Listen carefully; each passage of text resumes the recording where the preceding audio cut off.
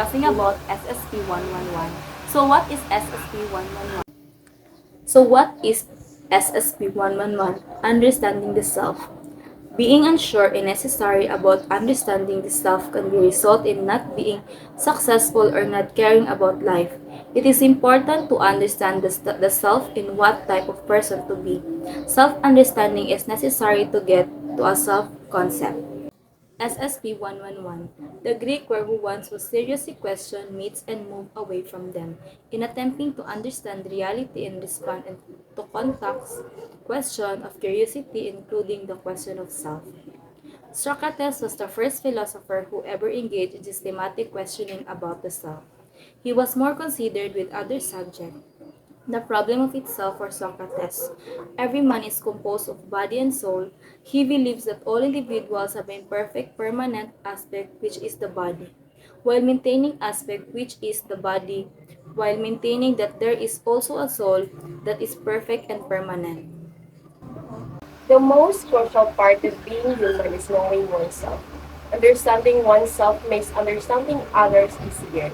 It is impossible to successfully portray oneself to others and engage with them on a personal level if you do not know what your beliefs and preferences are. Understanding ourselves better occurs when we have a greater sense of self-awareness. These allow us to pinpoint the improvements we want to make and acknowledge our advantages so we can capitalize on them. Establishing goals usually starts with self-awareness. Acknowledging your ignorance and taking responsibility for your errors falls under this category. It is beneficial to our general mental health to be more self-aware since it promotes improved self-development, acceptance, and proactivity. Our decisions will be better, our relationships will be stronger, and will be more self-assured and truthful. The importance and benefits of knowing oneself. Knowing yourself is about knowing what makes you tick. It means identifying what matters to you, your strengths and weaknesses, your behaviors, tendencies, and thought patterns. This list describes the importance and benefits of knowing oneself. First, despite your quirks, flaws, and insecurities, you learn self-love and acceptance. Once you do, you can walk through the world with more confidence and care less about what people think. Second, you can change your personality flaws and improvement on your weaknesses. You are empowered to become who you want to be.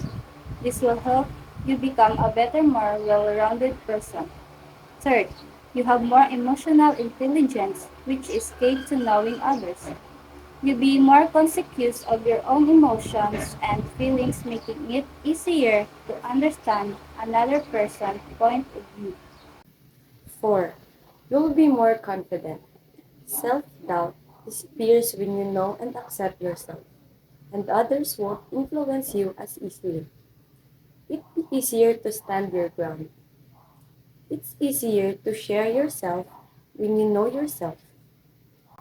You'll also know what kind of people you get along with. You can find your community. 6. You'll be less stressed. Self-awareness will help you make decisions that are better for you.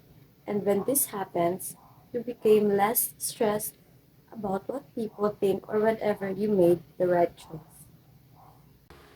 You'll break patterns of disappointment. You'll find repetitive behaviors that lead you to poor outcomes. When you look inward, once you name them, you can break them. 8. You'll be happier expressing who you are, loud and proud, will help you improve your well-being. 9. You'll feel more alive. Being who you truly are will give you energy, make you excited about life, and make your experience feel richer. 10. You have more self-worth. Why is self-worth important? Because it helps you avoid compromising your core values and beliefs. Valuing yourself also teaches others to respect you. 11. You understand your values. We can't understate the importance of knowing your values. They will help you make decisions aligned. 12. You find purpose in life. Knowing purpose in life will give you a clear idea of where you should go and what you should do. Getting to know yourself is hard. It's involved deep self-reflection, honesty, and confronting parts of yourself you might be afraid of, but it's fundamental parts of self-improvement. Socrates is the most important exponent of Western philosophy, with his idea forming a continuum from ancient Greece to today's Western thought. It has been said for Socrates that he brought philosophy down from the star to the earth. Thanks to his own personality, philosopher ceased to deal with natural phenomena and began to deal with the man and society. SSP-111, Understanding the Self, help us to have more knowledge, open our mind about reproductive system. Different diseases associated with reproductive system and different sexual problem. It helps us to become more aware. Why it is important to have knowledge about reproductive system. The main objective of increasing awareness of reproductive health are it helps educating every youth about sexual practices. It helps in preventing sexual transmitted infection including HIV and AIDS. Sexual health is a big part of our life. It can affect and it's affected by other aspects of health. This includes physical, mental, and emotional and social health. Being in a good sexual health means you are well performed, careful, and respectful to yourself and others. Sexuality education leads to learners delaying the age of sexual initiation, increasing the use of condoms and other contraceptives when they are sexually active, increasing their knowledge about their bodies and relationship, decreasing the risk taking and decreasing the frequency of unprotected sex. Human immunodeficiency virus (HIV) is an infection that attacks the body immune system. Acquired immunodeficiency syndrome (AIDS) is the most advanced stage of diseases. HIV targets the body with blood cell awakened in the immune system. This makes it easier to get sick with diseases like tuberculosis, infections, and some cancers. HIV is spread from the body fluids of an infected person, including blood, breast milk, semen, and vaginal fluids.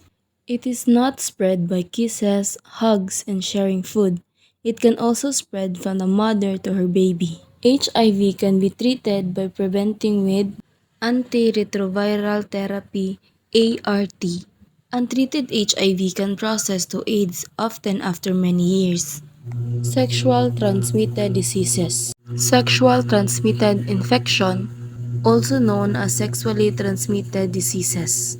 Venereal diseases are diseases that are passed on one person to another through sexual contact. The diseases can be passed on through vaginal intercourse, oral sex, and anal sex intercourse.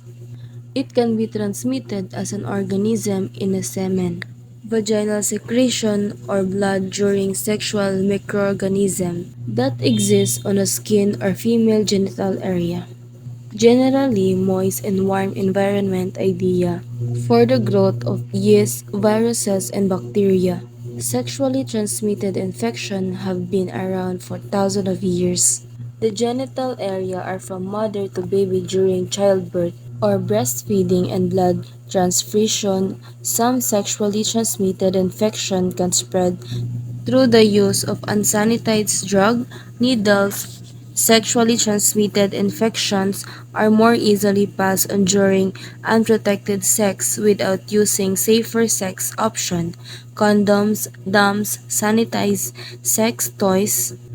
Some infections can be passed on via sexual contact, but are not classed as sexually transmitted infection. For instance, meningitis can be passed on via sexually contact, but usually people become infected from other reason, so it is not caused as an STD.